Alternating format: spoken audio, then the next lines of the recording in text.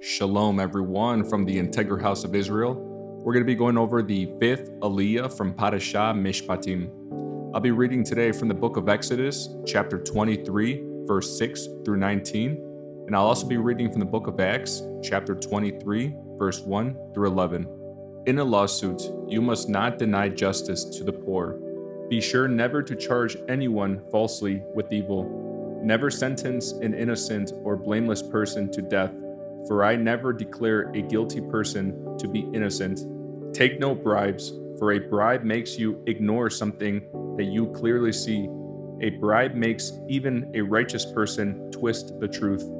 You must not oppress foreigners. You know what it's like to be a foreigner, for you yourselves were once foreigners in the land of Egypt. Plant and harvest your crops for 6 years, but let the land be renewed and lie uncultivated during the 7th year.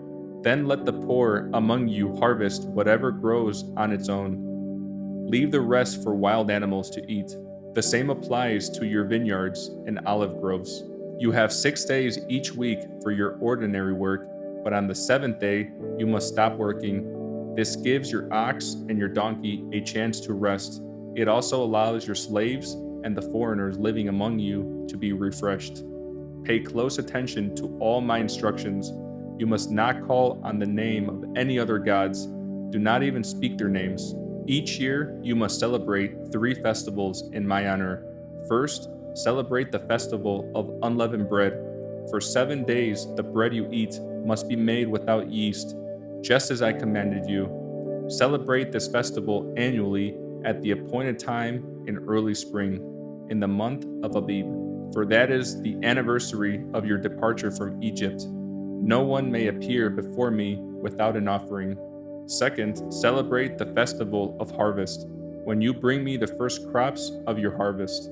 Finally, celebrate the festival of the final harvest at the end of the harvest season, when you have harvested all the crops from your fields. At these 3 times each year, every man in Israel must appear before the sovereign, the Lord.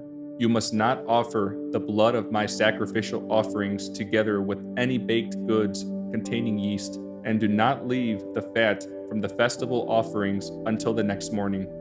As you harvest your crops, bring the very best of the first harvest to the house of the Lord your God. You must not cook a young goat in its mother's milk. Next, I'll be reading from the book of Acts, chapter 23, verse 1 through 11. Gazing intently at the high council, Paul began, "Brothers, I have always lived before God with a clear conscience." Instantly, Ananias, the high priest, commanded those close to Paul to slap him on the mouth. But Paul said to him, "God will slap you, you corrupt hypocrite. What kind of judge are you to break the law yourself by ordering me struck like that?" Those standing near Paul said to him, "Do you dare to insult God's high priest?" "I'm sorry, brothers, I didn't realize he was the high priest," Paul replied. "For the scriptures say, you must not speak evil of any of your rulers." Paul realized that some members of the high council were Sadducees and some were Pharisees, so he shouted, "Brothers, I am a Pharisee, as were my ancestors, and I am on trial because my hope is in the resurrection of the dead." This divided the council, the Pharisees against the Sadducees. For the Sadducees say there is no resurrection or angels or spirits, but the Pharisees believe in all these. So there was a great uproar. Some of the teachers of religious law, who were Pharisees, jumped up and began to argue forcefully. "We see nothing wrong with him," they shouted. "Perhaps a spirit or an angel spoke to him." As the conflict grew more violent, the commander was afraid they would tear Paul apart. So he ordered his soldiers to go and rescue him by force and take him back to the fortress. That night the Lord appeared to Paul and said, "Be encouraged, Paul. Just as you have been a witness to me here in Jerusalem, you must preach the good news in Rome as well."